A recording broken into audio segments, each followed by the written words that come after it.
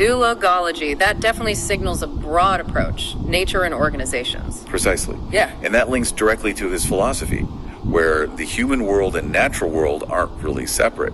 Nature plays a surprisingly active part. Yeah, that bit caught my eye. Nature isn't just there.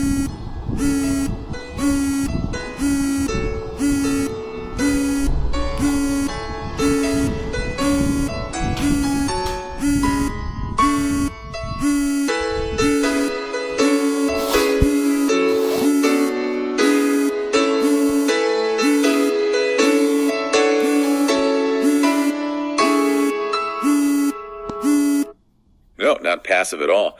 The sources say nature has a network to the deserve to assist. And it emphasizes that this help for the needy, it persists. It gives nature a kind of moral transactional role. So if nature's transactional, society probably follows suit in this view. That seems to be the implication. You see it in the social observations. Things happening around us aren't just random. They have messages to transmit. And society sort of allows good things, permits them. Yes, that's the phrase. It suggests a baseline of good, and maybe bad stuff is when transactions go wrong. Okay, and this framework allows for some pretty sharp observations, especially about politics and society. Some memorable lines in there. Definitely. This is where it gets quite pointed, like the bit about politicians. Oh yeah, let's go there. The claim is they do verbal vomit in the name of public service. That's direct. It's direct, but it's presented as analysis, right? In TA terms, verbal vomit probably signals operating from a critical parent ego state, maybe. Judgmental, controlling. Or running a game, masking something else. Could be. Offering negative strokes while claiming it's for the public good, which ideally comes from, nurturing parent or adult. Right, that makes sense of the mechanism. And it's paired with this idea about personal responsibility, too. Austerity, for example. Mm-hmm. The sources say austerity practices are available for a free hermit. Basically, personal discipline, even isolation, are always options, regardless of the wider system. But there's also a sense of inevitability, consequences. Oh, very much so. A key point is about unchecked atrocities. The idea is they inevitably lead to consequences one does remit, like a cosmic balancing of the books.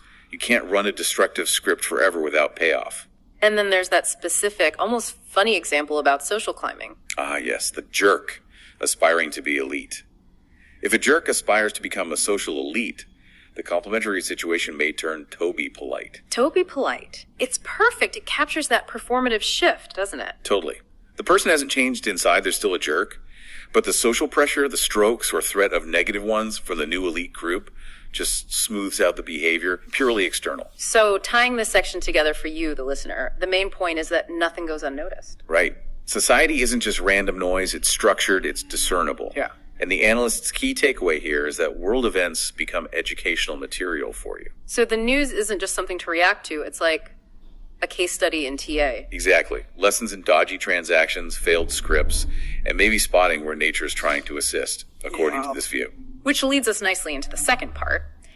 How did the analyst develop this viewpoint? Let's trace that personal journey. Yeah, we shift from the big philosophy to the very specific story of Jas Saran from Pali district in Tamil Nadu, India.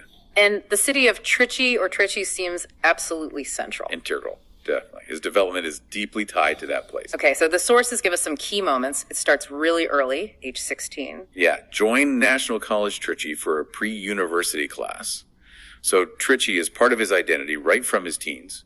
And then just a few years later, age 20, he's back in Trichy, recording for All India Radio. Mm-hmm. An English talk, and listen to the topic. Whether man is influenced by nature. Wow, okay, so that theme was there right from the start, connecting back to the philosophy we just discussed. Exactly. The seeds were sown early. Then at 22, he gets practical experience. Salesperson in Trichy. 15 months. Real-world transactions. The day-to-day stuff. Essential grounding, you'd think, for TA. But the big moment seems to be age 24, the books. That's the pivotal point, yes. Yeah. Reading nearly 400 books on transactional analysis, an intensive study. 400? That's a lot. And where did this happen? Not just anywhere, right? No, it was at a specific place, a growth center run by Mr. Ratnam. And understanding Mr. Ratnam is key here. Okay, who was he? Well, the sources tell us he was the chairperson of the Productivity Council of Trichy at the time. This was in the 1970s. Productivity Council. So TA wasn't just therapy back then. It was linked to industry. Very much so. Seen as a tool for, well, industrial counseling, efficiency. It connects back to the analyst's own diploma. And Ratnam had other connections, too, something about transport. Yes, he was the son-in-law of the owner of TST Transport Bus Services, a major local company in Trichy. So the local TA movement had ties to significant regional business and industry. It wasn't just an academic pursuit. Not at all. It had practical backing, financial patronage. The analyst himself calls Ratnam the kind patron of transactional analysis movement in Tamil Nadu in the 1970s. Okay, so deep local roots, practical experience, intense study funded by local patrons. That's a solid foundation. Absolutely. And that foundation, that local support, is what launched him onto the international stage. Right. Mr. Ratnam encouraged his first official exposure to international TA figures. And it wasn't a small step. It was straight into a major event. The second International Transactional Analysis Conference, Bengaluru, 1979, Engineers Institute near Harsh Hotel. Very specific. The details matter because they show the level he entered at.